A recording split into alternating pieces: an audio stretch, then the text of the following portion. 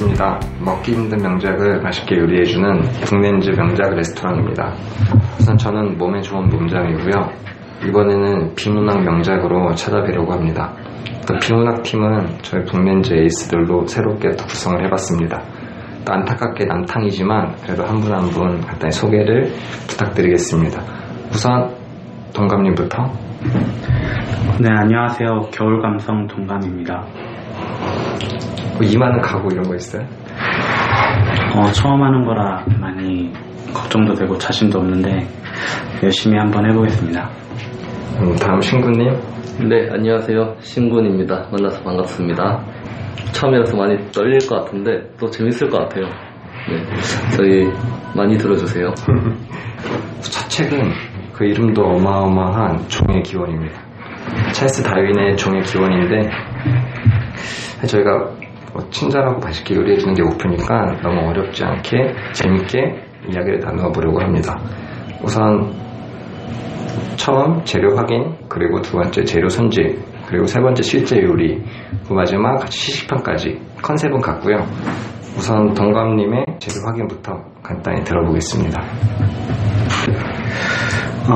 종의 기원은 우선 찰스 다윈이 1859년 종의 기원이라는 제목으로 이제 자연 선택에 의한 종의 기원에 관하여라는 저작의 이제 진화 사상을 이제 공표하면서 이제 책을 썼는데요. 이제 그러면서 이제 그 사회 전반에 큰 영향을 미쳤습니다. 종의 기원은 찰스 다윈이 1831년 22살 때 이제 갈라파고스 군도를 포함해서 남아메리카, 남태평양 등지의 여러 섬들을 탐험하다가 발견하게 된 생물의 다양한 여러 가지 종류에 대해서 확인을 한 후에 이제 그 생물들의 다양성이 어떻게 이루어졌는지에 대한 의문을 갖고 있다가 이제 그 관찰한 내용들을 바탕으로 이제 그 여러 가지 생물의 근원에 대한 연구를 시작했습니다. 그래서 이제 그 연구를 계속 지속하다가 1858년에 지속적으로 교류하던 A.R. 윌리스라는 사람이 다윈과 같은 견해의 논문을 보내자 다윈은 좀 놀라서 이제 서둘러 논문을 정리를 해서 윌리스의 논문과 함께 그 동시에 발표했고 이듬해인 1859년 정식 명칭은 자연 선택에 의한 종의 기원에 관하여라는 제목으로 논문을 발표하게 됩니다. 그 논문이 이 책인가요? 네. 처음 발표한 건 1판이고 지금은 개정판인 6판인데 그게 부인과의 트러블이 생긴 요소가 초판과 2판, 3판에 존재했기 때문에 그것들을 이제 다윈이 나이 들어감에 따라 생각도 바뀌고 변화하는 과정에서 이제 그것이 개정되면서 6판까지 이제 변형이 됐는데 이제 그것이 한국에 들어와서 이제 번역돼서 대부분의 출판사들이 이제 책을 만들었습니다. 6판까지면 계속 수정하는 것도 되게 부지런해야겠다. 그렇죠. 그게 왜 그러냐면 이제 이게 아시다시피 종의 기원이라는 책이 그때 시대 자체를 엄청나게 흔들었던 엄청난 책이기 때문에 특히 종교 쪽에서 거센 반발이 있었던 책이기 때문에 와이프가 다윈한테 이러한 얘기를 했다고요. 편지를 통해서 당신이 이런 주장을 계속 하게 된다면 아마 계속 못 살 것 같다. 근데 다윈은 와이프를 되게 사랑했었거든요. 그렇기 때문에 이제 자신의 연구조차도 접을 정도의 약간 의견을 굽힐 정도의 그런 생각을 했었던 것 같아요. 그래도 다윈이 막 종교를 바꾸고 이런 건 아니잖아요. 사제도 하려고 그러지 않았었나?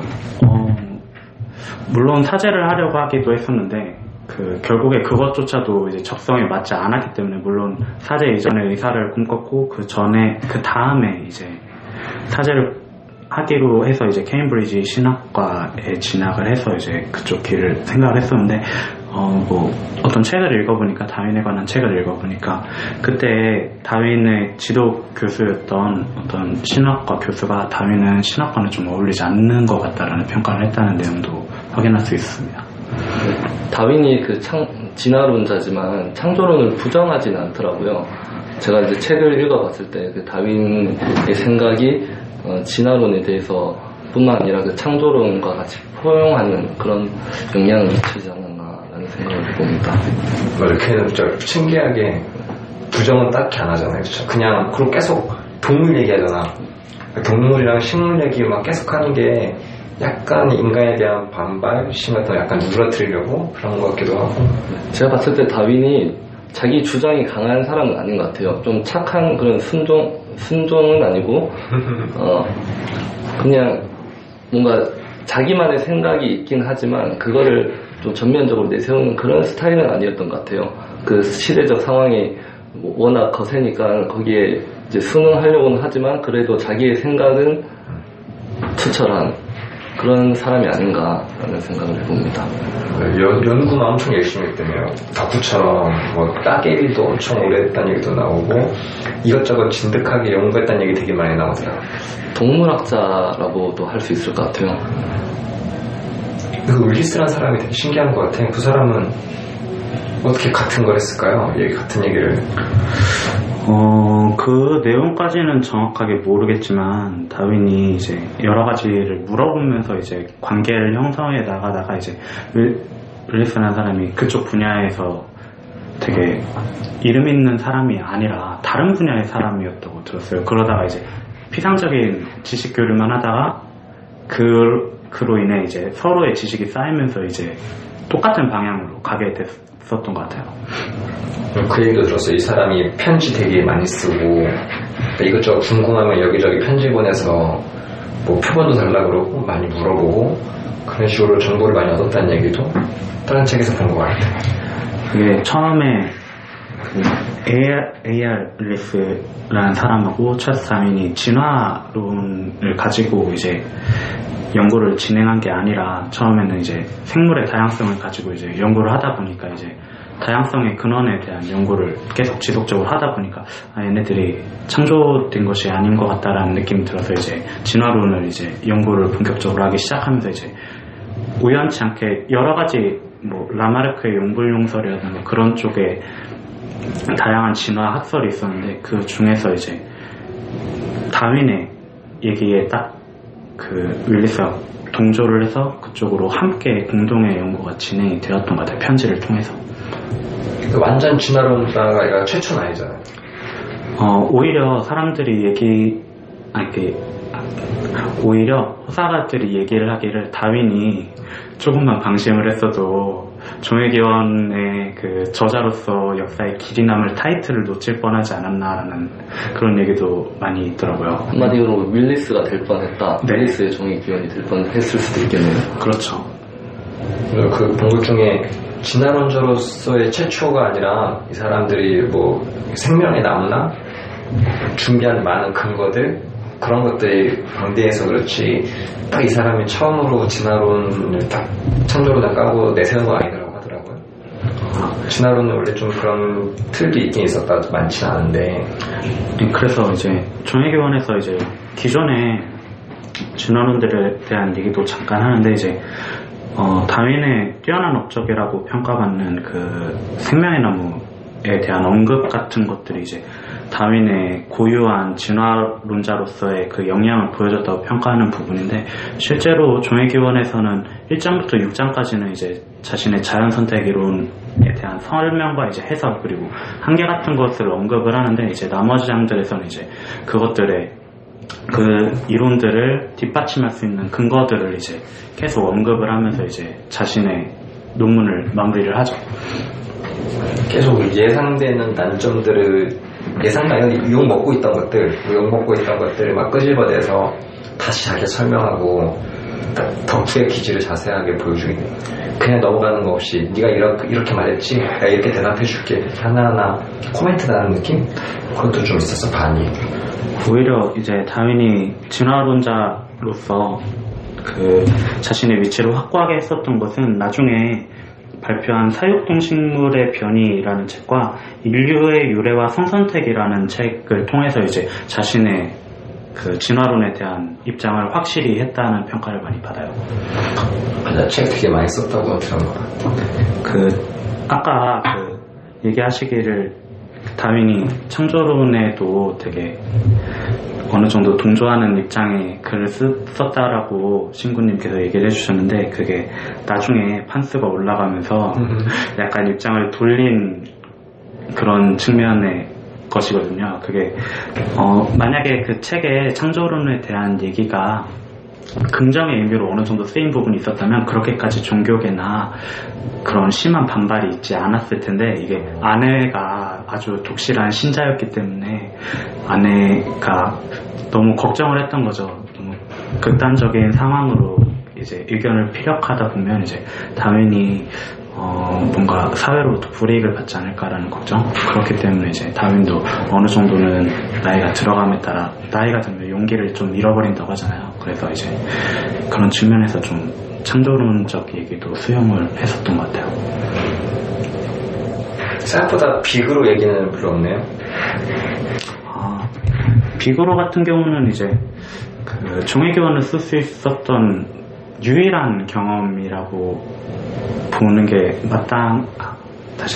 비그로 같은 경우는 사실 종의교환이라는 책이 딱 비그로 탑승했던 기간을 근거로 이제 그 기간 동안 관찰한 결과를 가지고 책을 쓴 것이기 때문에 뭐 비그로 탑승해서 이제 갈라파고스 군도를 가가지고 여러 가지 관찰을 한 다음에 돌아와서는 두 번 다시는 그 갈라파고스 군도를 가서 그런 연구를 한 게 아니고, 이제 각 이제 지역의 육종사들에게 이제 여러 가지 자문을 구하면서 이제 그것들을 근거로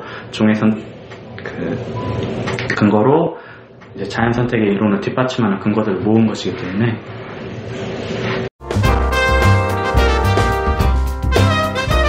또한 많이 오해를 했던 게, 이렇게 만화로 된 종의기원이나 이런 거 보면 비그로 항해를 통해서 비그로 항해 때 막 내용 다 접해가지고 뭐 핀짓의 불이나 뭐 거북이 몇 개 해가지고 뉴턴의 나무 그 사과처럼 영감을 얻어서 딱 뭐 쓴 것처럼 그런 것들이 좀 있었는데, 책 보면서 보면 그렇지 않더라고요. 그러니까 이 사람의 다른 책도 보고 이러면 핀칫의 뭐 불이 이런 거는 사실 큰 영향이 이렇게 많이 있는 것도 아니고, 사람들이 이렇게 갖다 붙인 거, 그 사람은 수많은 연구, 특히 뭐 따개비 이런 걸 통해서 이렇게 확신을 한 거지, 비그로는 그냥 좋은 좀 넓은 경험이지 거기는 빙산의 일각에 불과했다, 이런 말이 되게 많더라고요. 약간 종의기원은 왜 그런 다윈에 대한 내용을 다룬 책 때 보면. 네, 저는 이제 또 궁금했던 게 왜 다윈이 이 종의기원이라는 거에 대해서 자기가 이제 다 밝혀내놓고 이걸 왜 발표를 안 했을까라는 생각을 해봤어요. 윌리스가 그걸 밝혀내기 전까지는 계속 발표를 미뤄왔단 말이에요. 한 20년간 미뤄왔다고 알고 있는데 이걸 왜 발표를 미뤘을까 궁금했어요. 왜 그렇게 생각하시죠? 계속 하도 사실 반발이 심하고 그러니까 그냥 계속 근거를 모으고 하다가 이런 얘기도 있었어. 윌리스가 아니었으면 발표를 더 늦게 했을 수도 있고 발표를 못했을 수도 있다. 근데 윌리스라는 사람이 딱 건든 거지. 그래가지고 확 하게 된 건데, 그게 아니면 약간 소심한 사람 입장에서는 내 놈이 욕먹을 거 아니까 그냥 계속 근거만 모으고 있는 거야. 계속. 이게 그만큼 그때가 얼마나 그걸 말하기가 쉽지 않은 상황이었나, 그것도 알 수 있는 부분인 것 같아. 정말 내용이 혁명적이긴 했어요. 다들 창조론, 우리 인간은 창조되었다고 믿는 그 시기에 자기가 이제 침팬지에서 진화가 되었다.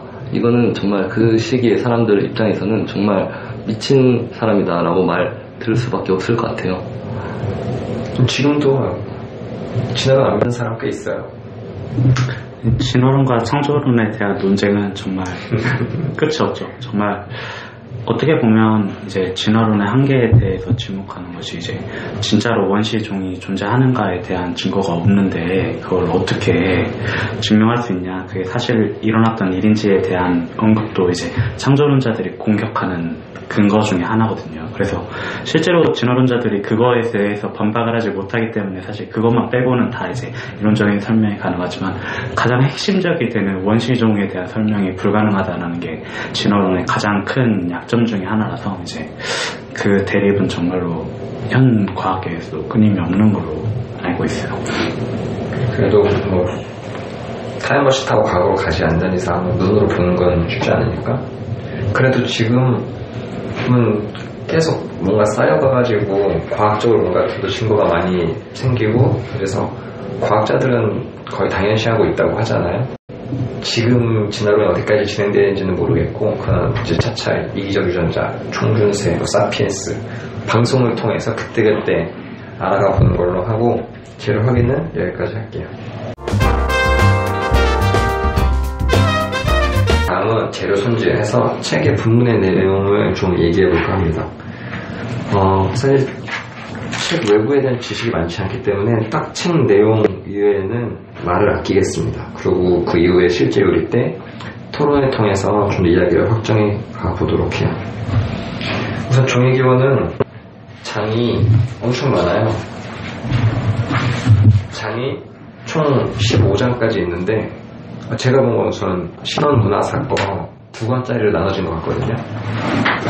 요즘 나온 건 또 1권짜리로 나온 동서문화사? 네, 동서문화사에서 나온 책은 14장까지 존재하는 책입니다. 전체 큰 틀을 말씀드릴게요. 사실 아까도 동감님이 말씀하셨듯이 자기 이론에 대한 설명은 일부분이고 나머지는 다 계속 반박하고 자료 조사하고 이런 거라서 간단히 책의 내용을 말씀드리겠습니다. 우선 한 문장으로 요약을 할 수 있을 것 같아요. 이 사람이 하고자 하는 말이. 그걸 한번 제가 읊어드리겠습니다. 세계의 역사에 있어서 우리는 아는 바가 너무나 적다. 그리고 아직 뚜렷하지 못한 것이 많이 있고 앞으로도 뚜렷하지 못한 채로 남을 것이 많이 있겠지만, 그러나 나는 신중히 연구했고 냉정한 판단을 내린 결과 모든 생물은 동일한 조상에서 기원하며 새로운 종이 형성되는 것은 개체 변이와 이에 대한 자연 선택에 따르며 진화는 서서히 오랜 기간에 걸쳐 점진적으로 이루어진다는 것을 확신하는 바이다.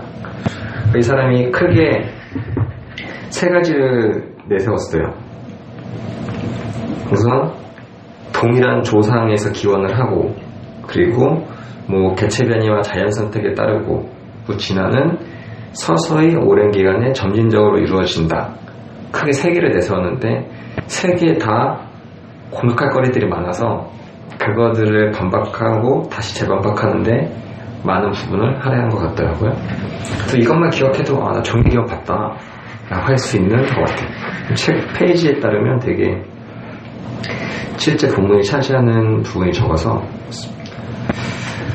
우선 1장이 되게 인상 깊어요. 그거거든요. 사육재배. 그러니까 우리가 가축 같은 거 있잖아요. 인위적으로 하는 그런 걸로 시작을 했어요. 종이기원 하면 뭔가 되게 자연적인 거 연구할 것 같은데 1장이 우리가 하는 사육재배하에서 일어나는 변이들을 다룬 거예요.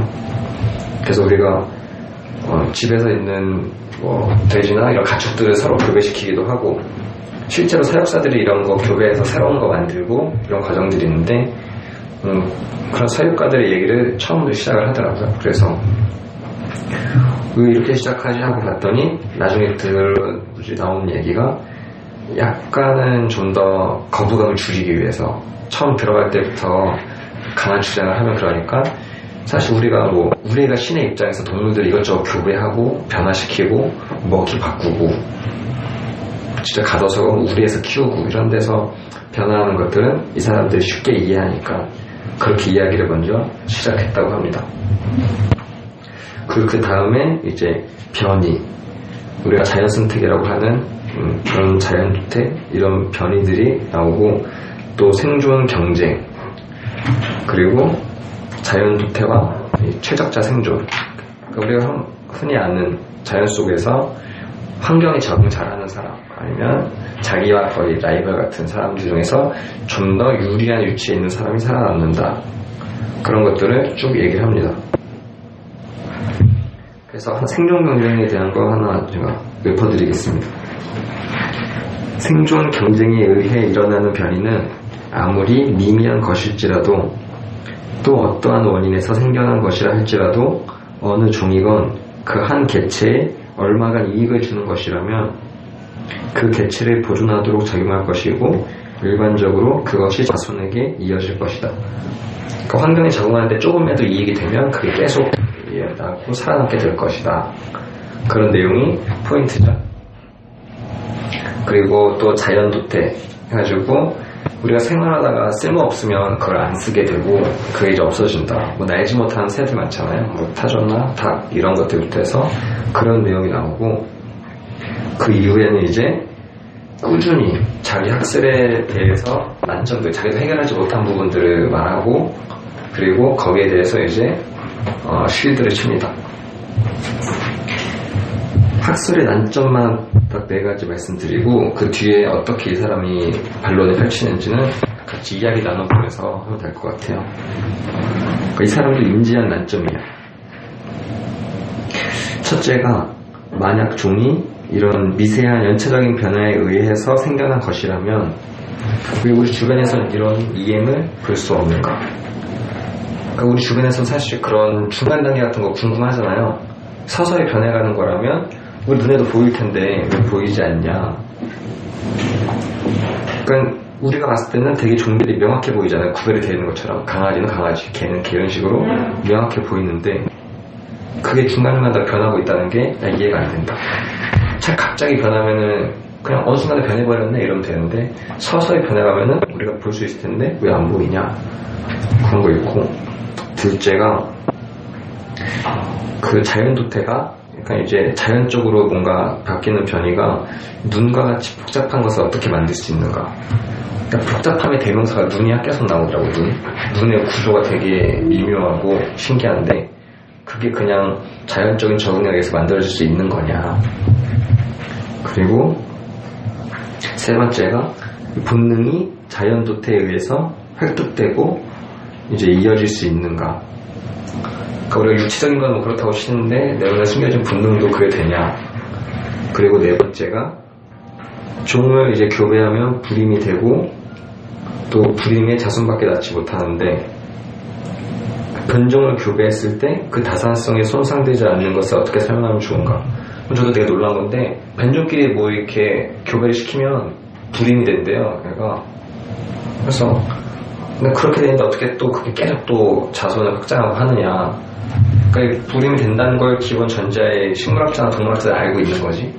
근데 그 상태에서 어떻게 계속 이렇게 이어져서 세대가적으로 분포할 수 있느냐. 이런 난점을 이제 중간에 던지고 이후에는 계속 이제 쉴드를 칩니다. 통감님 뭐 덧붙이실 내용 있나요? 뭐 많지는 않지만 그 1장에 그 사육과 재배하에서 발생하는 변이를 둔 이유에 대해서 좀 추가적인 설명을 한다면, 이제 다윈이 이제 진화론을 적극적으로 주장할 수 있었던 근거는 이제 인간과 자연의 유비 관계에 따른 추론이에요. 그게 어떤 말이냐면, 육종가들이 특정 생물의 종에 어떤 영향을 가해서 그 종의 변이를 일으키는데, 이제 그것들이 이제 품종 개량이라는 이름 하에 이제 계속 유지가 된다는 말이죠. 근데 그것이 인간의 개입으로서 이제 그런 것들이 유지가 된다면, 여태까지 자연의 개입, 더 인간보다 위대한 자연의 개입이 있다면 이제 그것들이 종을 좀 더 진화하고, 그런 진화된 종이 분화되어서 이제 그 환경에 적응한 생물들만 이제 살아남는다는 측면을 강조하기 위해서 이제 유비추론의 첫 번째 근거가 되는 인간, 그리고 2장부터 본격적으로 얘기하는 자연 선택. 그래서 이제 자연 선택 이론을 효과적으로 역설하기 위해서 1장에 육종가들의 일을 기술하고 나머지 2, 3, 4, 5, 6장, 그러니까 학설의 한계까지 얘기하는 부분까지 이제 자연 선택 이론을 뒷받침하는 근거로 쓰기 위해서 이제 1장에 육종가들에 대한 이야기를 썼다라고 보는 그런 시선도 있더라고요. 그러니까 전략적으로 이렇게 잘 가져온 거다. 네, 그러니까 아까 문장님이 얘기하셨듯이 이제 거부감 좀 줄이기 위해서도 있겠지만, 어떻게 보면 이제 이것도 하나의 논문이고 주로 읽히는 대상들은 이제 석사, 박사급 정도 되는 이제 지식인들을 대상으로 쓴 글이기 때문에 이제 유비추론의 근거를 탄탄하게 하기 위해 책 제일 맨 처음에 그 내용을 두지 않았나라는 생각을 했습니다. 그것도 굉장히 열리 있는 것 같아요. 이 사람이 되게 친절하게 이렇게 약간 일반 사람들이 관심 없는 많은 실험들을 얘기하면서 또 자기가 마지막에 정리를 해줘요. 그 장마다 꼬박꼬박 정리를 해줘가지고 읽기는 크게 부담이 없었어요. 굉장히 이름도 안 들어보고 이름도 들어본 적도 없는 식물도 나오고 동물도 나오고 막 이러는데 그냥 흐르륵 이렇게 그냥 읽다 보면 마지막에 정리를 한번 해주니까 정말 그 중해기원의 핵심적인 내용만 이해하시고 싶으신 분들은 1장부터 6장까지의 다윈이 요약해줬던 내용들만 좀 살펴보셔도 어느 정도 중해기원을 이해하는 데는 충분히 도움이 될 거라고 생각을 했었어요. 맞아요. 그냥 이런 내용이구나 아는 거. 네. 아는 거는 이제 정리된 것만 봐도 되는데 근데 약간 사실 우리가 아는 거랑 이렇게 납득하고 이해하는 거랑 좀 다르잖아요. 그래서 약간 구체적인 설명을 보면 좋고 근데 간단히 그냥 6장까지의 내용을 그냥 한 단어씩 정리하면 1장이 인이도태 우리가 인위적으로 한 거고 2장이 자연도태 자연적으로 일어나는 변이 그 3장이 생존 경쟁 그 4장이 합쳐서 자연도태와 생존 경쟁 그 5장이 분기의 원리 그 분기가 결국 여기서 나온 생명의 나무 이 하나의 생물에서 다른 변종으로 파생된다 이 주장 이거죠. 그 이후에는 사실 각가지 난점과 그에 대한 이제 쉴드 치는 내용이기 때문에 이제 나머지 14장, 15장 뒷부분은 간단히 그냥 난점에 대한 대답을 하는 방식으로 정리를 해보겠습니다. 저는 그 난점 중에 이제 다윈이 이제 변이에 대한 내용이 많이 나오잖아요. 2장부터 해서 변이에 대한 내용을 상당 부분 많이 할애하는 것 같은데, 그 다윈은 이제 변이의 원인이 이제 거의 자연 환경의 변화나 뭐 교잡 이런 부분에 대해서만 파악을 하고 있었는데, 지금 그 부분은 이제 현대과학에서 이제 이게 밝혀졌잖아요. 유전적인 이유가 있는데, 다윈이 그 부분을 못 밝혀낸 게 좀 아쉽다라고 그 부분에 대해서 이제 명확하게 설명을 못 하지 않았나. 맞아요. 그때는 진짜 이 사람을 몇 년씩 기다리면서 관찰하고 했는데 지금은 과학기술 발달해가지고 뭐 하나 뽑아내면 딱 결과 나오고 이러잖아요. 유전자 같은 거 보면 진짜 과학기술 중요한 것 같긴 해요. 근데 막 다윈이 그 당시에 이게 연구를 나름 오래 했지만 정말 오래 했지만 이제 현실적으로 다윈이 오랜 시간 동안 이렇게 관찰하는 것이 힘들었다는 생각이 드는 게 그 진화론자들이 얘기했던 것들 중에 하나가 이제 화석에 관한 거거든요. 이제 또 화석이 또 인간이 또 관찰 가능한 시간에 만들어지는 것이 아니기 때문에 이제 또 그런 측면에서도 좀 한 인간이 이제 그 일생 동안 처음부터 끝까지 전체를 연구하기에는 너무 양이 방대하지 않았나라는 생각에 다윈이 할 수 있는 건 이제 학문에 나아가야 될 방향을 잡아줬다는 측면 그런 점이 이제 다윈을 높게 평가하는 그런 이유라고 생각합니다. 정말 그 지구의 역사란 정말 방대한 것 같아요. 우리가 인류의 역사를 대략 한 12,000년 이 정도로 보는데 지구의 역사는 46억 이렇게 보잖아요. 그렇게 치면 정말 제가 이게 너무 방대하니까 이게 감이 안 오더라고요. 이 사람은 그냥 사실 딱 이 책에 있는 이 사람이 딱 정리한 부분 내에서의 난점에 대한 대답만 정리하고 넘어갈게요. 우리 앞으로 또 많은 책들을 요즘 책들을 할 거기 때문에 처음 난점이 이 사람이 말한 게 왜 이렇게 중간이 안 보이냐 연체적인 변화에 하는 거면 우리 주변에서 볼 수 있었어야 되는데 왜 안 보이고 주변에 이렇게 명확한 거 같냐 이런 질문을 던졌어요. 아무튼 이 사람은 왜 이렇게 되어 있냐 라고 하는데 그건 네가 모르는 거다. 지질학적 기록부터 해가지고 어마어마한 시간 동안 쌓여서 변한 거지 네가 기껏 살아봤자 100년 사는데 그때 뭘 보려고 하냐 이 가사로운 거사 이런 뉘앙스가 굉장히 강하게 담겨져 있어요. 약간 제가 이 학설의 난점을 접하면서 느꼈던 게 엄청난 시간이라는 그런 내용을 자꾸 이제 다윈이 이제 끌어당겨서 이제 자신의 그 학설을 피력하려고 했었던 것 같아요. 그렇게 정당하는 것 같아요. 네, 그게 이게 진화론이 틀렸다고 이제 관찰한 사람이 한 명도 없고 진화론이 옳다라고 관찰한 사람이 한 명도 없기 때문에 이제 네가 보지 못했다고 이제 진화론이 틀린 게 아니다라고 뭐 보통 이제 학설의 난점을 풀어나가더라고요. 그래가지고 이제 그런 측면에서는 좀 많이 아쉽다. 종회교원에서는 좀 그런 식으로 도피하는 게 많았는데 이제 나중에 아까 말씀드렸던 사약동식물의 변이와 이제 인류의 유래와 성선태 측면에서 가면 이제 조금 더 이제 연구를 통해서 이제 그런 것들에 대한 보충 설명을 이제 하면서 사실 종회기원은 이제 다윈이 자신의 입장을 이제 사회 학회에 알린 첫 책이라는 측면에 있어서 사실 근거적인 측면에서 많이 부족하다라고 생각이 들어요. 그래서 이제 그리고 이제 다윈이 실제로 훌륭하다라고 평가를 받았던 건 이제 그 방금 전에 말씀드렸던 두 저작을 발표한 이후였기 때문에 인정을 받기 시작했던 게 이후였기 때문에 이제 종회기원은 그냥 방향성을 제시했다는 측면에서 많이 위대했던 것 같아요. 이렇게 하고 그러니까 우선 이 사람은 그 지적적으로도 우리가 파악할 수 없는 게 많듯이 뭐 당신은 살면서 볼 수 있는 게 아니다. 그러니까 상상하지 마라 이런 얘기도 하고 또 우리가 기껏 할 수 있는 게 뭐 원숭이랑 우리랑 중간에 뭐 있냐 이런 거 물어보는데 그렇게 보는 게 아니라 원숭이는 지금 멸종된 다른 종류의 그쪽 사람들과 비교해서 살아남은 거고 걔는 죽은 거고 뭐 이런 식으로 당신의 그런 짧은 그런 판단으로 생각을 하려고 하지 마라 이런 뉘앙스가 되게 강하게 대답을 해요.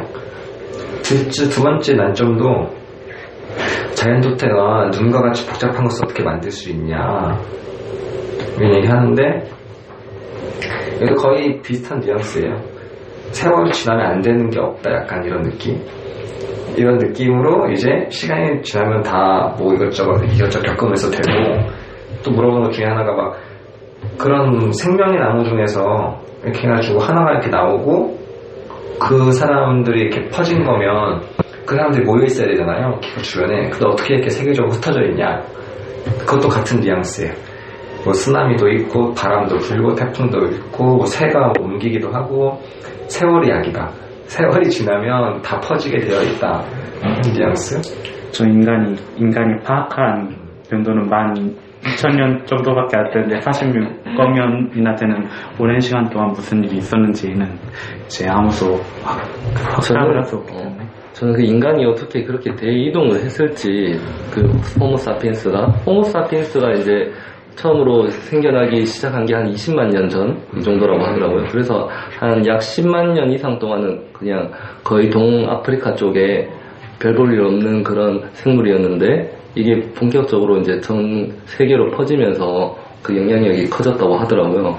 그런데 호모사피엔스가 어떻게 그렇게 왜 전 세계로 이렇게 펼쳐나갔는지 그리고 어떻게 갔는지 이 부분이 상당히 궁금합니다. 퍼지는 결국 인간이 퍼지나 동물이 퍼지나 퍼지긴 퍼지니까 신기한 것 같아. 근데 사실 인간의 경우는 바다가 엄청 크잖아요. 그 바다를 어떻게 건넜을까라는 난점도 나오지 않나요? 그 바다를 건너야 따위는 쳐주지 않아요. 여기서 지질학적으로 봤을 때 전부 다 바다였는데 어떻게 육지가 생겼냐부터 시작하니까 스케일이 달라요. 너희들이 아니? 여기는 원래 육지가 없었어. 뭐 이런 거 있잖아요. 그런 걸로 시작해보니까 어떻게 이동했는지는 중요한 거 아니야, 이 사람한테.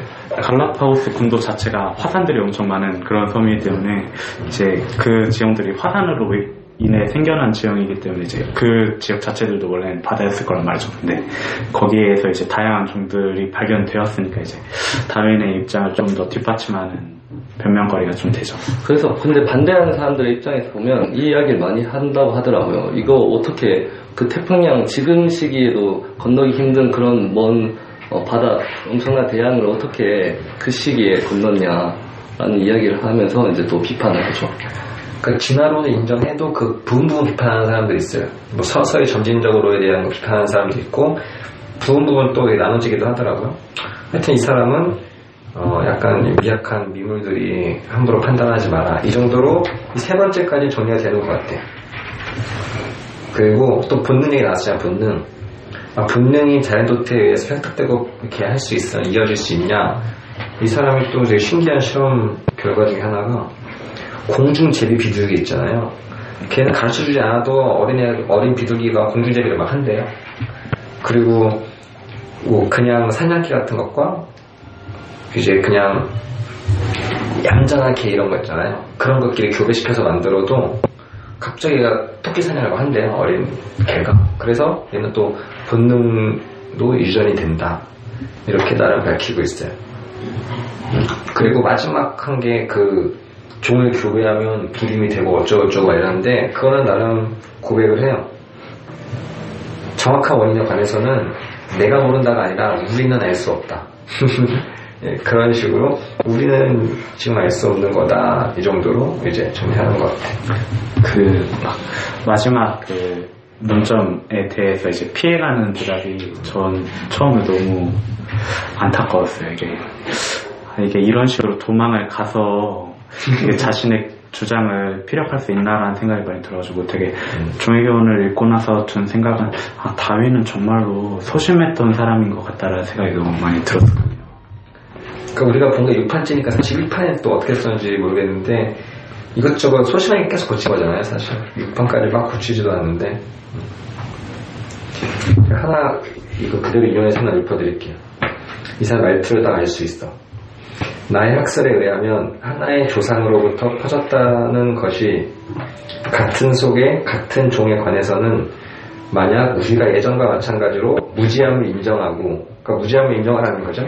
그리고 어떤 종류의 생명은 극히 원만하게밖에 변화하지 않아서 그 때문에 그 이주나 이런 것들에 막대한 시간이 필요하다는 것을 염두에 둔다면 여러 가지의 곤란이 극복하기 어려운 것이라고 생각할 수 없게 된다. 그러니까 네가 무지함을 인정하고 다 염두에 두면 네가 제기한 문제점들은 전혀 큰 문제점이 되지 않는다. 미무라 이런 느낌으로 시간이 지나면 후속 연구에 의해 해결될 것이다. 뉘앙스가 엄청 맞아. 그래서 그냥 처음 내용으로 해서 마지막 요약과 결론도 간단히 정리해드리면 똑같아요. 세계의 역사에 있어서 우리는 아는 바가 너무나 적다. 그러면서 모든 생물은 동일한 조상에서 기원하며 생명의 나무 그리고 새로운 종이 형성되는 것은 개체 변이와 이에 대한 자연 선택에 따른 거며 또 다음 추가적으로 성선택이 더 발달을 하는데 여기서는 성선택이 그렇게 크게 미치진 않는다. 자연 선택이 이제 자연에 대한 적응도 있고 먹이를 같이 공격하는 있잖아요. 같은 먹이를 갖고 있는 그런 주변 동물들과의 경쟁 또 천적게 먹고 먹히는 거 이런 걸 다 포함한 자연 선택에 따른 거다. 그리고 진화는 서서히 오랜 기간에 걸쳐 점진적으로 이루어진다는 것을 확신하는 바이다. 이렇게 종의기원 책 자체는 마무리를 지을 수 있을 것 같습니다. 장이 15가지만 되는데 결국 하고자 하는 내용은 이거라고 생각을 합니다. 이렇게 1부 마무리 짓고 다음 2부에서는 이제 실제 요리를 통해서 여러 가지 토론거리를 나눠보도록 하겠습니다. 잠깐 쉬겠습니다.